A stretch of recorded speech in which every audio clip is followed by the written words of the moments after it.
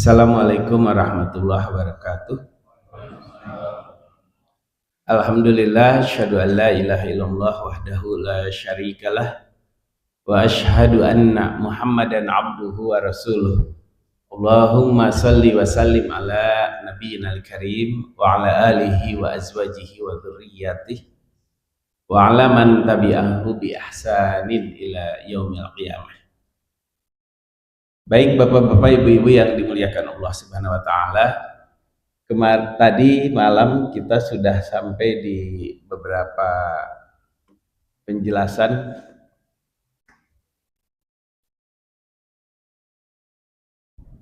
tentang hikmah siam. Ini sudah kita bahas dan kita sampai pada penjelasan ini kemarin, bahwa di antara hikmah saum itu adalah meriset pola makan kita. Dan ternyata pola makan Rasulullah itu disebutkan dalam hadis riwayat Bukhari bahwa beliau dan keluarganya, kata Bunda Aisyah, keluarga Nabi Muhammad SAW itu tidak pernah hingga 2 kali makan dalam sehari. Artinya seringnya makan berat itu hanya sekali saja, dan kalaupun 2 kali maka salah satunya adalah makan buah-buahan, dan yang paling mudah adalah kurma pada waktu itu.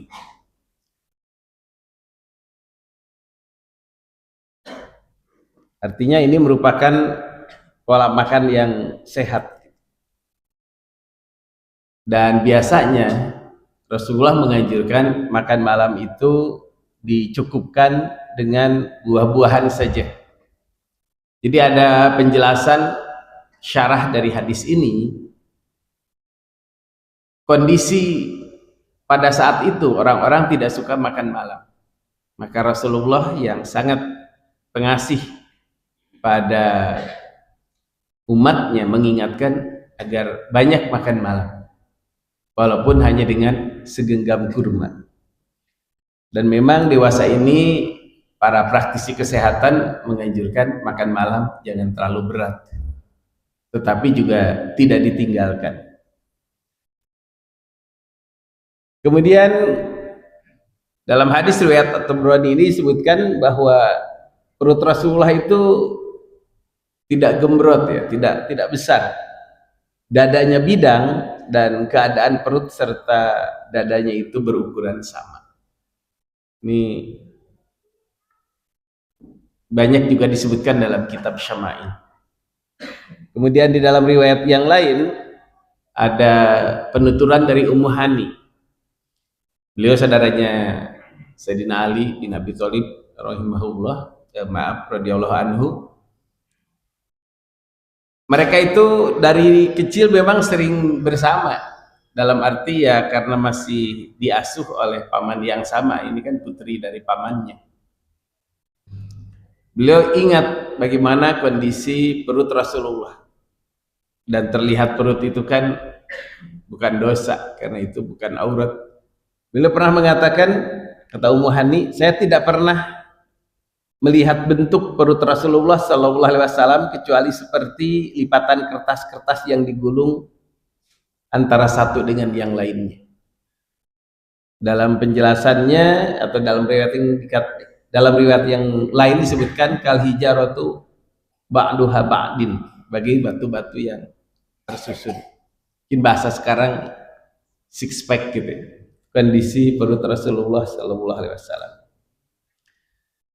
Dan memang prinsip Rasulullah itu seperti yang dijelaskan pada malam tadi juga, bahwa makan itu sebenarnya tidak perlu banyak,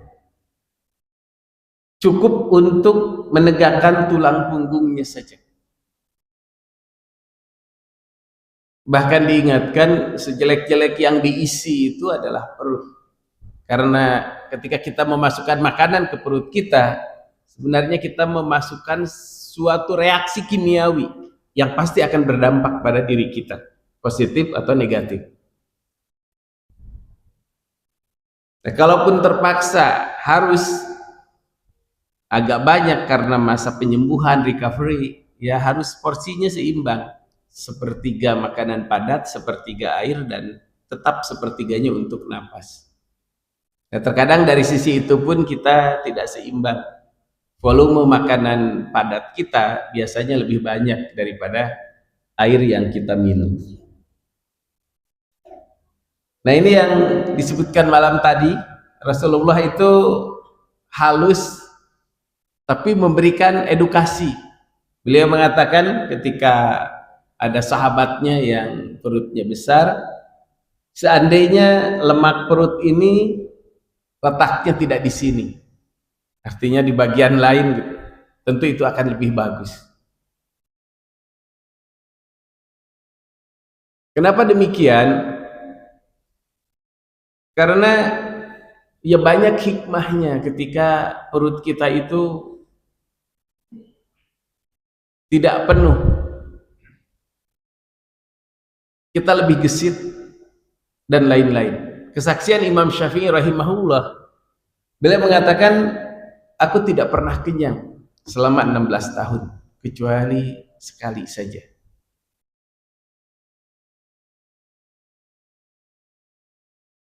Dan ketika beliau merasa kenyang, bahkan beliau memasukkan tangannya ke mulutnya untuk dikeluarkan, untuk dimuntahkan.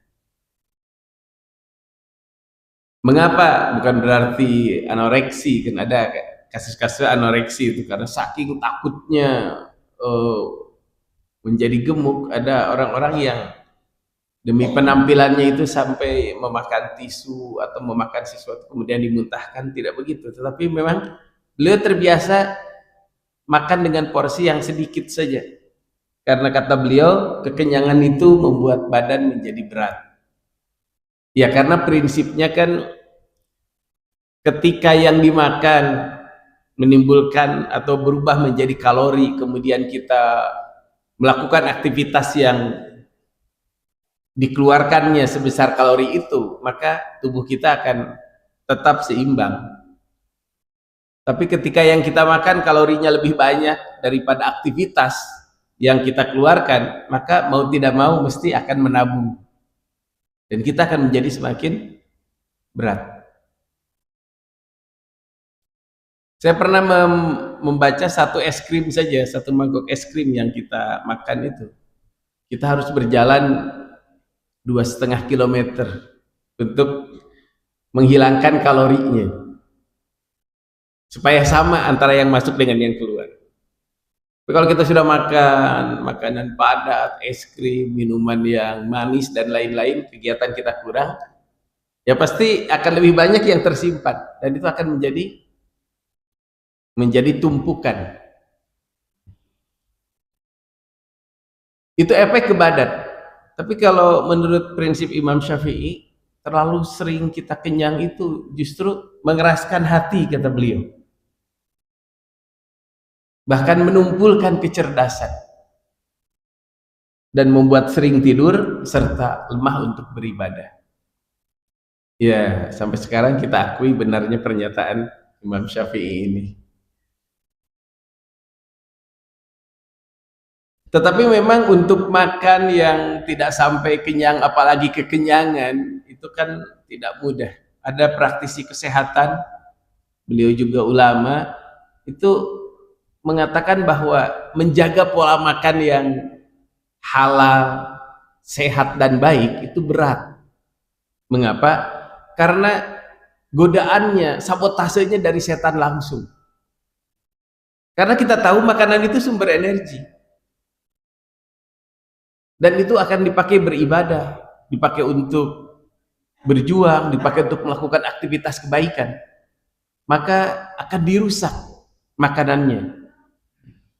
Baik dari sisi kualitas yang berpengaruh pada rohaniah maupun yang berpengaruh pada jasmaniah.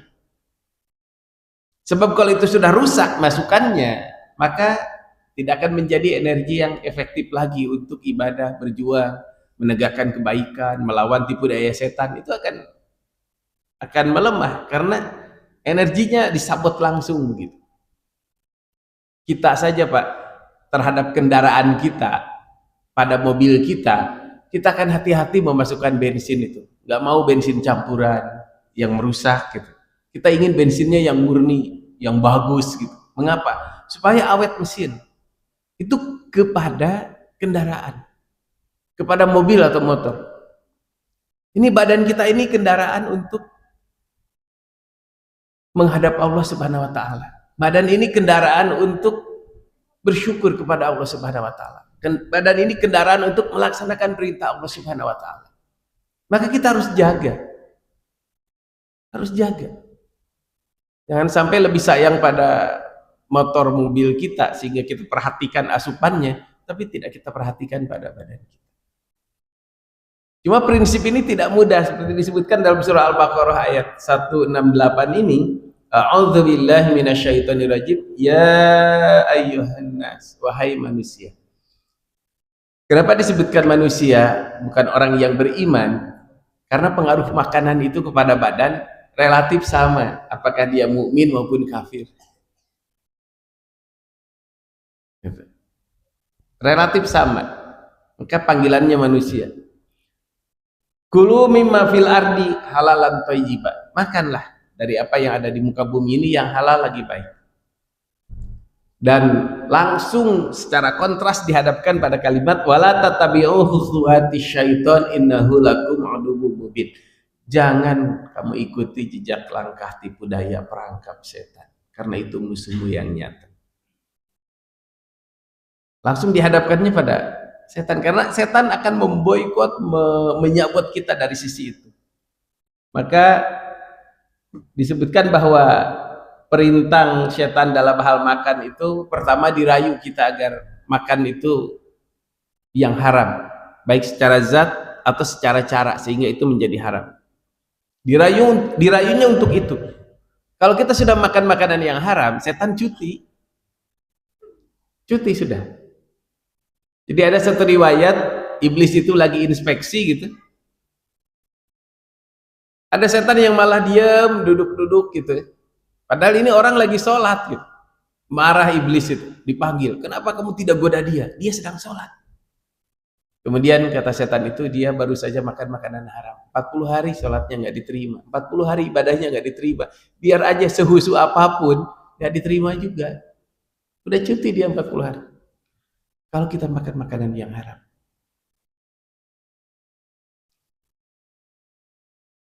nah kalau kita sudah berjaga diri tidak mau makan makanan yang haram, maka jebakan kedua adalah makanan yang tidak thayyiban, yang tidak baik untuk diri kita.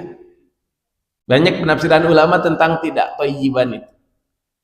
Pertama dari tidak patut dimakan oleh seorang mukmin karena martabatnya. Yang kedua, efeknya pada badan, efeknya pada orang sekitar. Di dalam kitab Riyadhus Shalihin misalnya kita dilarang makan makanan yang menimbulkan bau ketika akan sholat ke masjid, apakah itu bawang putih, apakah itu bawang merah, atau hal yang lainnya. Kenapa? Karena bisa mengganggu kehusyuan orang di sekitar. Kan tidak haram bawang putih itu, bahkan untuk terapi, bahkan sehat. Tapi kalau mau sholat itu hilangkan baunya. Mengapa? Dia tidak thayyiban. Nah, kalau orang bisa dijaga dari makanan haram, bisa dijebloskannya untuk banyak mengkonsumsi yang tidak thayyiban. Makanya kalau makan itu bukan cuma halal, kata para ulama juga, lihat, perhatikan efeknya pada diri kita. Harus yang menyehatkan, yang kandungan gizinya bagus. Nah, kalau dari sisi makan haram sudah tidak mau, dia juga sudah bagus, tidak mau yang tidak thayyiban, dia makannya yang thayyiban, yang bagus-bagus, maka jebakannya yang ketiga, makanan ini halal, makanan ini bergizi, tapi dia berlebihan. Nah, berlebihan itu pun jebakan setan, karena kalau orang sudah berlebihan, itu sudah jadi saudaranya setan. Ayatnya jelas, sesungguhnya orang-orang yang mubazir itu saudaranya setan. Kita disebut saudaranya PKI aja nggak mau. Ini disebut saudaranya setan, udah biangnya kaum komunis itu ya hanya bagian kecil dari tipu daya setan. Kalau nomor 2 selamat, maka nomor 3 diajaknya untuk makan yang berlebih-lebihan. Nah, ini saya ulang kembali apa yang disampaikan malam tadi. Kalau Rasulullah itu dengan canda dan sopan mengatakan, andai lemak ini nggak di sini, sambil menunjuk perut seorang sahabat yang kayak saya lah, saya juga besar. Andai di tempat lain ini lebih baik. Tapi kalau Sayyidina Umar, ini dalam kitabnya Ibnul Jauzi menyebutkan riwayat ini dari Hasan Al-Basri rahimahullah, bahwasanya pernah Khalifah Umar bin Khattab radhiyallahu anhu itu melihat seseorang yang perutnya besar dan dia berkata, apa ini? Laki-laki itu mengatakan, barakatuh minallah, ini berkah dari Allah. Ya, dia sejahtera atau apalah. Tapi kata Umar, bal azabun minallah, bahkan ini azab dari Allah. Barangkali pada saat itu agak sangat menyinggung, dan apa hubungannya perut besar dengan azab? Tapi hari ini dunia kedokteran kan sudah banyak membahas bahwa perut yang besar bisa memberikan banyak dampak negatif. Kemudian Sayyidina Umar mengatakan hampir sama dengan apa yang disebutkan oleh Imam Syafi'i. Ya, Imam Syafi'i kan lahir belakangan. Beliau sangat menghayati apa yang disampaikan oleh Sayyidina Umar ini. Berwaspadalah kalian dengan kegemukan karena makan dan minuman. Ini dari sisi berlebihan tadi. Kenapa? Karena sesungguhnya kegemukan seperti yang disebutkan atau ditanyakan tadi kepada orang yang dimaksud, itu merusak organ tubuh. Ya, sekarang banyak penelitian tentang itu. Dan mewariskan banyak penyakit. Dan membuat kalian jadi malas untuk sholat. Makanlah secukupnya. Dengan begitu tubuhmu akan sehat. Masya Allah. Ini kebijakan seorang khalifah. Instruksi pemimpin kepada rakyatnya. Instruksi ulil amri kalau bahasa sekarang. Dan membuat kalian tidak israf, tidak berlebih-lebihan. Kemudian beliau membuat sebuah deklarasi yang mengejutkan. Walaupun nanti ada hiburannya, tapi di sini saya masukkan ada kegemukan yang tercela, tapi ada kegemukan yang tidak tercela. Nanti disebutkan belakangan supaya pembahasannya imbang. Tapi di sini Sayyidina Umar mengatakan, sesungguhnya Allah yang maha luhur itu benci terhadap berlipat-lipatnya lemak. Dalam hal ini kegemukan, apalagi kalau sampai obesitas begitu.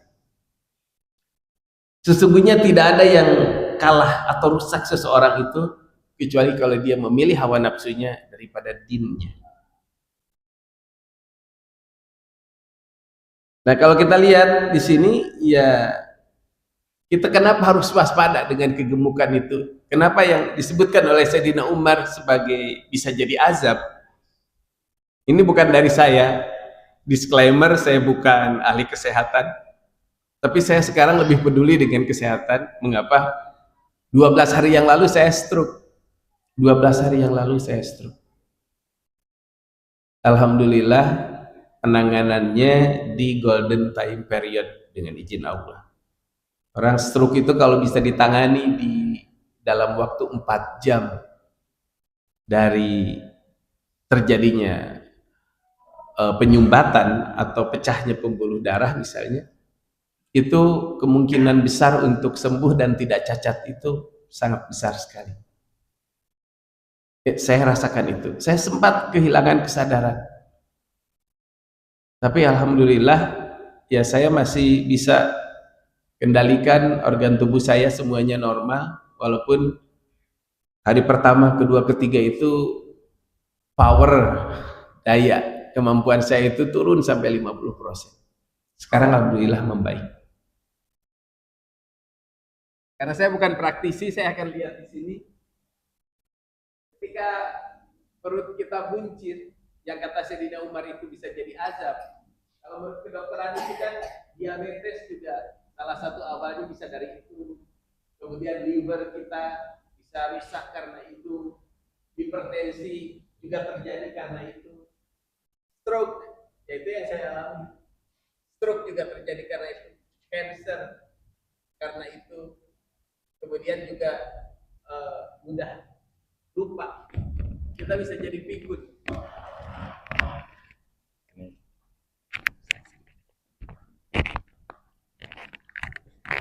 Kita bisa mudah lupa itu karena itu. Dan apa saja penyebab perut ini jadi buncit? Pola makan yang buruk. Terima kasih.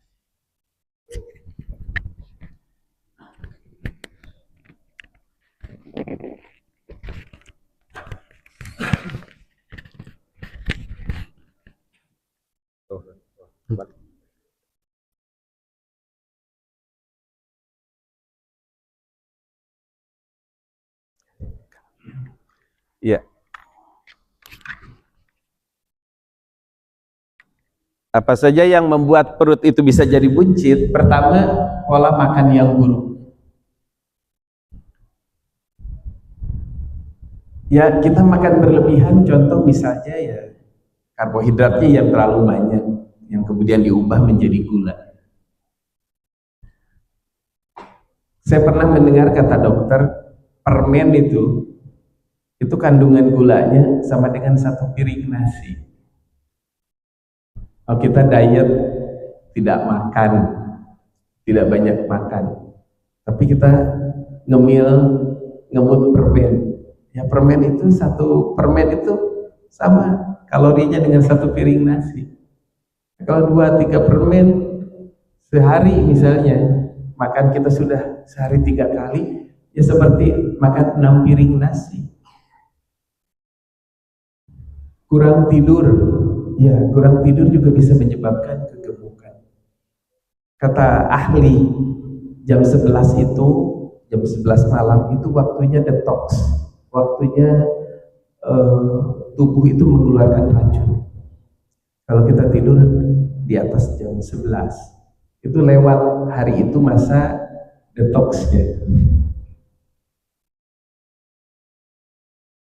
Kemudian stres itu juga bisa menimbulkan kegemukan. Kadang-kadang kalau orang stres, nggak usah dipikirin, makan aja, jadi gemuk juga. Atau makannya biasa, tapi karena stres itu fungsi tubuh kurang berfungsi, atau kurang olahraga, atau minum-minuman yang bersoda terlalu sering, ya itu diantara penyebab kegemukan atau penyebab perut menjadi buncit. Nah, yang ukur berat badan ini gemuk atau tidak kan susah, apalagi kalau kita pakai pakaian seperti ini, kita pakai gamis, atau ibu-ibu dengan pakaiannya yang ya memang harus seperti itu pakaiannya, tapi kadang-kadang dengan pakaian abaya itu kan nggak kelihatan pertumbuhan atau perkembangan tubuh kita. Tahu-tahu ya makin berat. Maka di sini ada timbangan, nanti PDF-nya akan saya bagikan. Kalau tinggi kita seberapa, bagusnya berat badan kita seberapa. Saya misalnya, saya 160 cm, maka kalau laki-laki bagusnya antara 55 sampai 60 kilo saja, itu buat saya. Kalau lebih dari itu, 59 sampai 66, saya sudah kegemukan. Di atas itu sudah besar, cukuplah, tapi besar. Di atas itu saya kegemukan, lebih dari itu obesitas. Nah, posisi saya sekarang 68 kilo itu masih kegemukan. Sebelumnya lebih lagi, tahun lalu saya 86 kilo, itu sudah obesitas. Kemudian ya berusaha, sebenarnya mulai sadar sih, tapi kemarin sampai 74, di berat badan 74, pola makan yang tidak terjaga, tekanan darah saya rata-rata seringkali 150 per 100, karena yang tertinggi 165 per 115. Ya, pada waktu itu dianggap biasa, tapi ketika saya ngedrop, tubuh saya melemah, ya terjadilah serangan. Makanya hipertensi itu ya silent killer, pembunuh yang senyap. Alhamdulillah, tahadus binikmah. Setelah sekarang makan saya itu direbus, dikukus. Sekarang tekanan darah saya ya kayak anak-anak muda gitu, 116 per 80, 120 per 83. Ini tapi itu baru 7 hari ini. Dulu kita minum obat juga penurun tekanan darah, tapi ketika makan kita tidak diatur, paling sampai 140 per 90. Sebenarnya itu masih tinggi, masih tinggi. Kita balik lagi.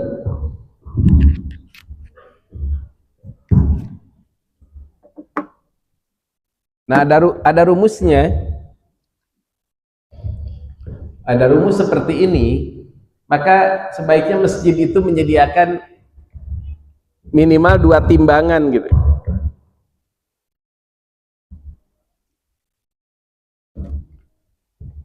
Sebaiknya masjid itu menyediakan minimal 2 timbangan. 1 timbangan buat muslim, buat laki-laki, 1 timbangan buat muslimah. Biar dia bisa ngukur gitu tiap hari. Kan tidak semua orang aware dengan berat badannya. Tapi kalau ada timbangan, Masya Allah. Di masjid sebelah rumah saya itu bahkan ada pengukur tekanan darah.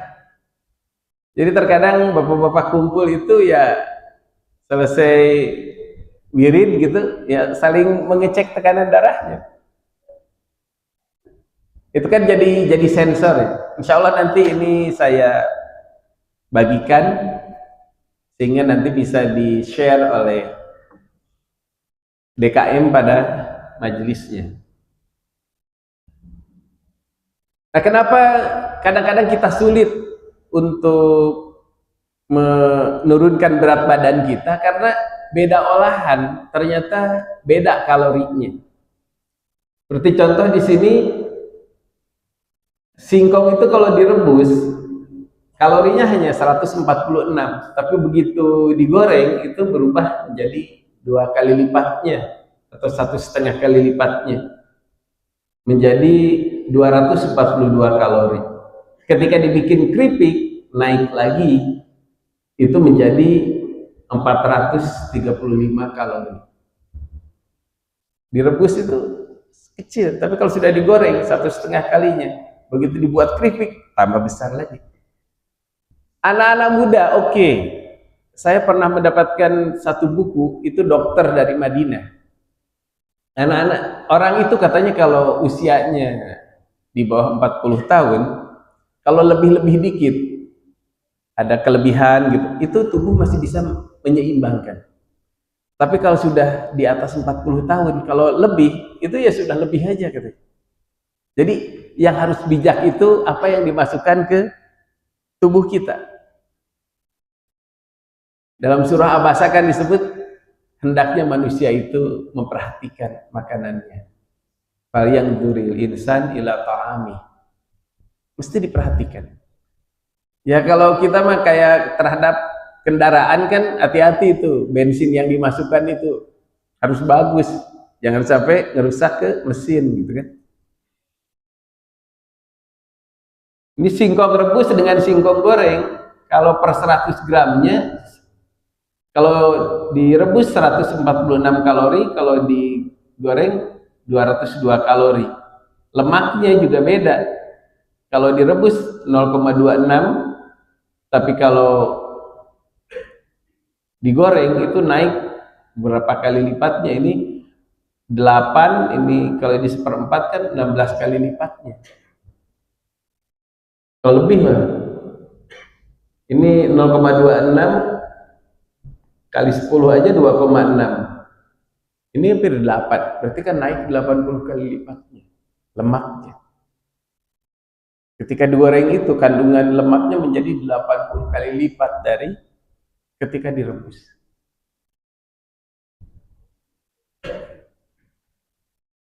Banyak hal, perubahannya begitu drastis, nanti bisa dilihat kalau ini tidak terbaca. Itu jumlah kalori itu beda ketika direbus dengan digoreng atau ketika dikasih tepung. Seperti di sini kan, maaf, dada ayam itu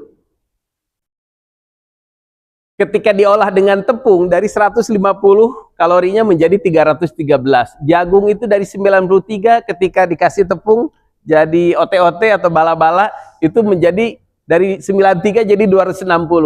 Tempe itu ketika dikasih tepung dari 75 menjadi 241. Pisang itu 89 kalorinya, tapi ketika dikasih tepung jadi pisang goreng menjadi 252.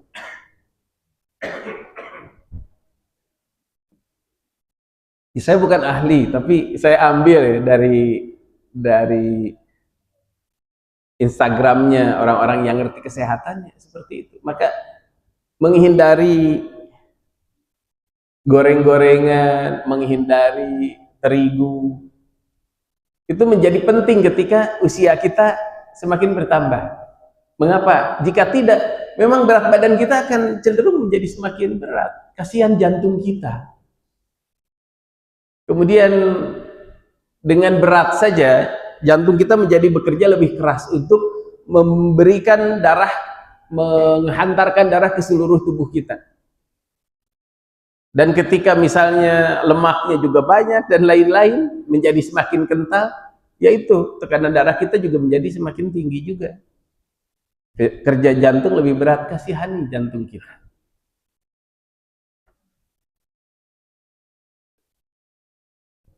Demikian juga dengan telur. Telur direbus itu beda dengan telur ketika sudah dipakai cara-cara yang banyak.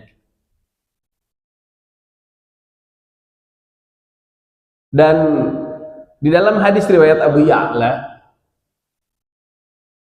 disebutkan bahwa sesungguhnya termasuk sikap berlebih-lebihan itu, israf itu, engkau memakan apa saja yang kamu mau. Oke, kalau saum itu kan ya kita cobalah menahan makanan. Disiplin kita pertama itu kemampuan mengendalikan lapar. Kalau kita bisa mengendalikan lapar, kita akan mudah untuk disiplin dalam hal-hal yang lain. Tapi kalau kita tidak bisa mengendalikan, kita tunduk pada rasa lapar kita, lapar sedikit makan, agak sulit katanya kita untuk bisa disiplin mengendalikan diri pada hal-hal yang lain. Walaupun kata ulama ini hiburannya, kata Syekh Utsaimin rahimahullah, bahwa gemuk itu kalau gemuknya sedari kecil itu tidak tercela. Yang tercela itu kalau gemuk itu karena dari makanan tadi, makanan yang berlebih-lebihan, itu jadi tercela. Kesimpulannya seperti itulah. Jadi kalau gemuk bakat sejak lahir ya tidak apa-apa.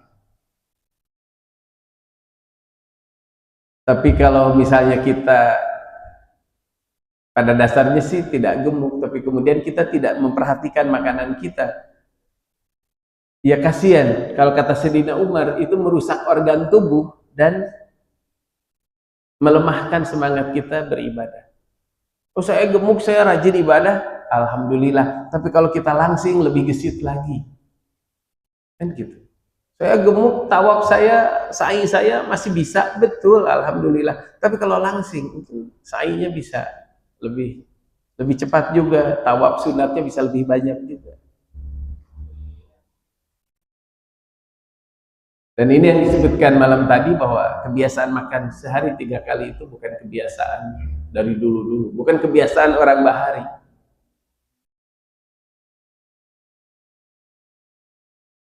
Dan yang disebut dengan makan minum tidak berlebihan melebihi ukuran normal, itu kalau bagi muslim itu ya ukuran normal itu ya kan pola makan keluarga Rasulullah. Makan itu 2 kali, makan beratnya sekali, salah satunya dengan buah saja. Itu normal. Lebih dari itu tuh sudah berlebihan. Bahkan ada riwayat, tetapi riwayat ini dhaif. Cuma bagi kita Ahlus Sunnah wal Jamaah, tradisi mazhab Imam Syafi'i, Imam Maliki, Imam Hanafi, Imam Hambali, itu kita jangan gampang membuang hadis dhaif. Kecuali kalau hadis itu palsu. Hadis palsu jangan digunakan. Tapi kalau hadis dhaif, itu redaksinya masih bisa digunakan, kecuali dalam penetapan hukum halal haram. Mengapa? Dalam banyak kasus hadis dhaif itu periwayatnya, perawinya soleh, tapi ya dia tidak secerdas, tidak tamud dhabti seperti kriteria untuk hadis sahih. Tapi soleh dia, cuma pelupa gitu.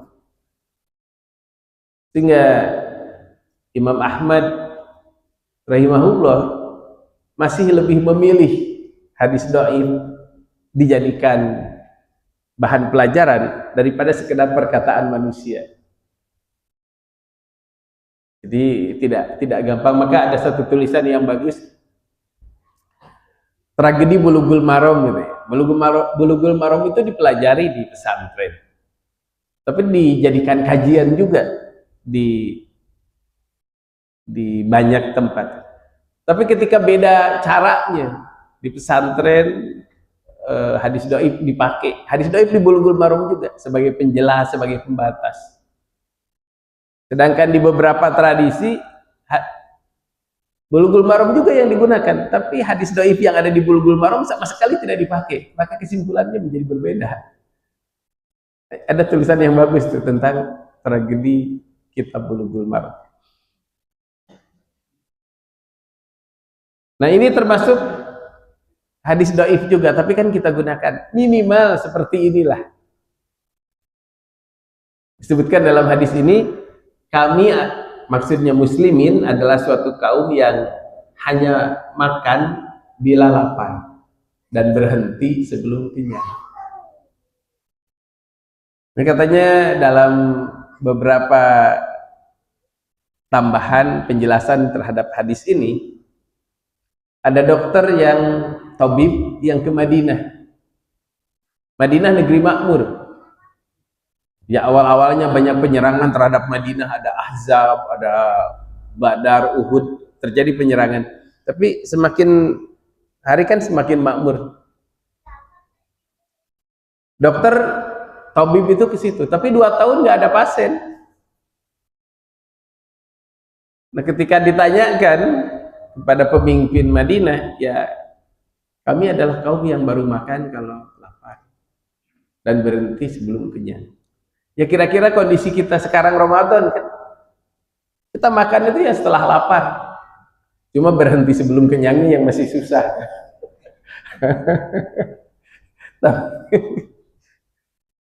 Minimal seperti inilah. Kalau seperti ini, insya Allah, Masya Allah, kondisi kemarin ketika saya alami stroke itu, ya Allah, pelajaran terakhir yang saya rasakan ya Pak, karena sekarang saya merasa mendapatkan kehidupan yang kedua. Ketika saya diantar ke UGD, kondisi itu sudah sangat ketakutan, dalam arti sudah overthinking, mungkin sudah pecah pembuluh darah saya, otak sudah mulai terendam. Saya ingat almarhumah ibu saya juga stroke. Allahumma gfirlah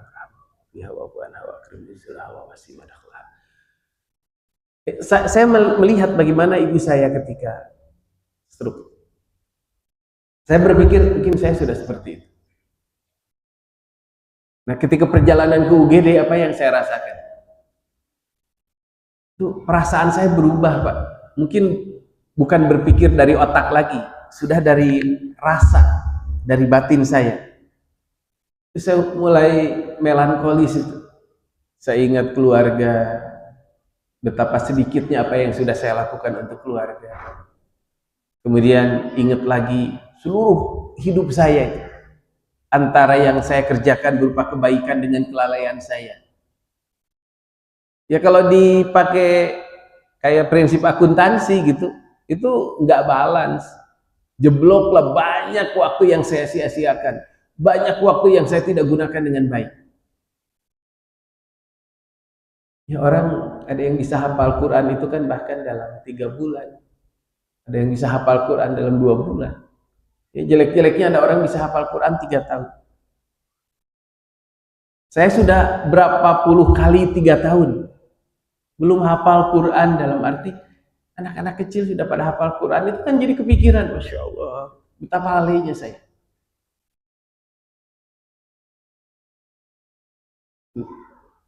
Ketika saya merasa sedikit sekali amal baik yang bisa saya lakukan di waktu panjang yang sudah Allah berikan,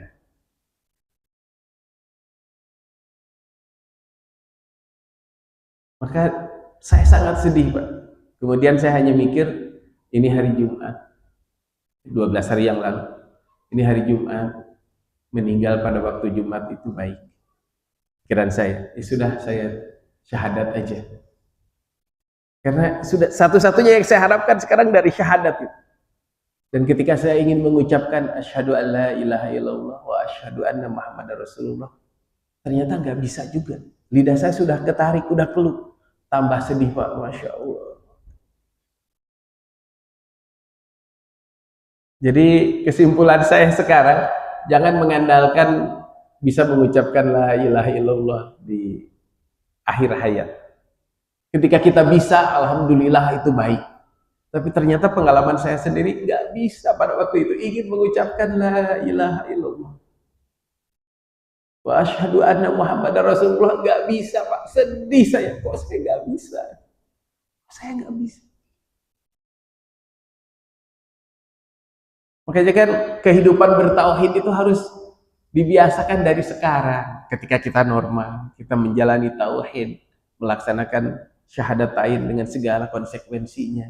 Kita berjuang untuk melaksanakan tauhid itu. Sekarang istiqomah. Maka istiqomah itu kan termasuk karomah, karena tidak gampang. Dan kalau kita bisa istiqomah, tatanazzalu alaihimul malaikah, turun malaikat pada saat syakaratul maut. Itu sangat penting kita beristiqomah, karena kalau tidak, setan juga melakukan pukulan terakhir, serangan terakhir itu ketika syakaratul maut. Jadi iblis itu memerintahkan kepada setan-setan untuk mengerubungi orang yang sakaratul maut, karena ini saat terakhir kamu memukulnya, bikin orang itu KO. Kalau enggak, kamu tidak bisa lagi menggodanya. Bayangkan, Pak, kalau seandainya di saat kesadaran kita menurun, pada saat kesadaran kita menurun, kemudian banyak setan menggoda, bagaimana kita bisa bertahan? Kita hanya bisa bertahan dengan refleks kita aja, istilahnya. Kalau kita nggak membiasakan kebaikan, nggak bisa. Dalam Tazkirahnya Al-Qurtubi itu kan disebutkan godaan setan itu pada waktu itu, ketika kita nolongso itu kan ada yang menyerupakan ibu atau ayah atau sahabat. Kalau bahasa kita kan, kamu sekarang sendirian, siapa yang nolong kamu? Teman-temanmu nggak ada, nggak bisa nolong kamu. Bahkan astagfirullah, ini contoh saja, saya tidak, kalau kalimat ini kan kalimat yang jelek. Allah pun tidak menolong kamu. Kamu tadi berteriak, berdoa, kamu merasakan kesakitan yang sangat. Ibu juga begitu. Ibu juga nggak ditolong. Udah pindah agama aja, pindah milah. Kadang menyerupakan teman kita yang agamanya bukan muslim, yang sudah meninggal. Dia mengatakan, aku hidup sedang berkelimpahan karena agamaku bukan Islam. Kamu pindah agama.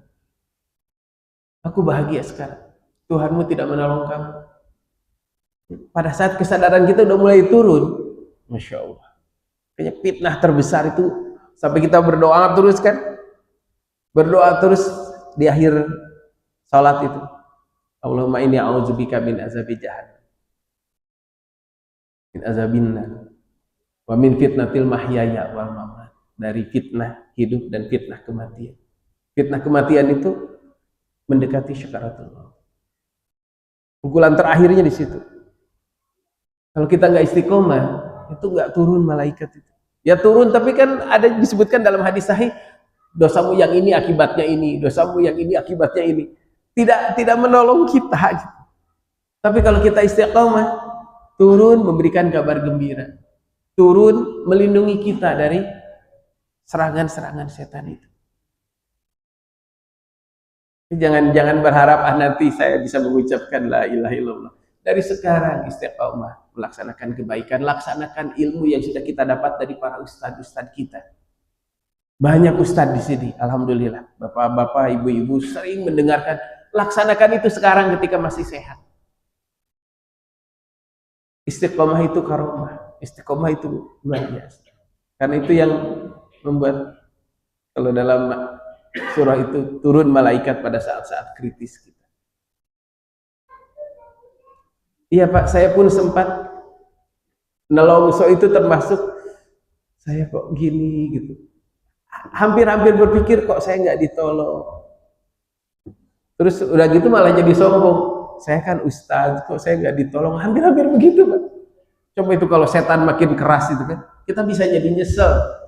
Sedangkan penyesalan yang sampai ke tingkat sungguh-sungguh itu membatalkan amal. Saya dengar dari kata ulama itu, kalau kita nyeselnya hanya nyesel di lisan, bisa diistighfari. Tapi kalau nyeselnya, nyesel saya berislam. Penyesalan itu bisa membatalkan amal.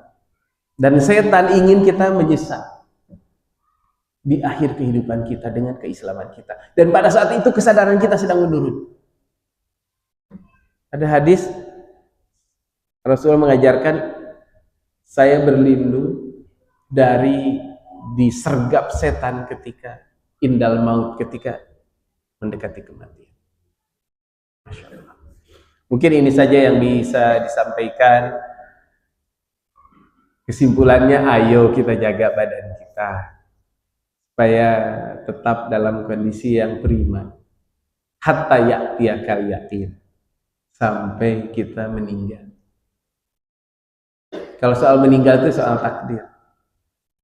Tapi kalau diizinkan panjang umur oleh Allah Subhanahu wa taala sesuai dengan ajalnya, kita ingin hidup kita dalam keadaan sehat, prima, tidak sakit-sakitan. Mudah-mudahan kita seperti itu. Demikian barangkali yang bisa disampaikan. Mari kita sama-sama berdoa kepada Allah Subhanahu wa taala. Menyadari banyaknya kelemahan dan kekeliruan, kita awali dengan istighfar. Astagfirullahalazim, astagfirullahalazim, astagfirullahalazim. Ya Rabbana lakal hamdu kama yanbaghi li jalali wajhika wa azimi sultanik. Allahumma shalli ala sayyidina Muhammadin wa ala ali sayyidina Muhammadin kama shallaita wa salamta ala sayyidina Ibrahim wa ala ali sayyidina Ibrahim fil alamin innaka Hamidum Majid. Rabbana atina fid dunya hasanah. Ya Allah ya Rabbana, sebelum kami meninggal, sebelum kami memasuki alam barzah, berikan pada kami ya Allah kesempatan untuk merasakan kehidupan yang baik, yang hasanah. Kami sehat, kami ikhlas, kami ibadah, kami hidup di dalam naungan syariat-Mu ya Allah. Wa fil akhirati hasanah ya Allah, dari kehidupan di dunia yang baik, berikan pada kami ya Allah kehidupan di akhirat yang baik. Wa qina azabannar, dari dunia yang baik yang kami minta, dari akhirat yang baik yang kami minta. Jadikan itu penyelamat kami ya Allah dari azab neraka. Rabbana hab lana min azwajina wa dhurriyyatina qurrata a'yun waj'alna lil muttaqina imama. Ya Allah ya Rabbana, jadikan pasangan hidup kami, anak-anak kami penyejuk pandangan kami, dan jadikan kami orang-orang yang terdepan ya Allah dalam urusan takwa. jangan terbelakang, jangan terpental dari jalan takwa.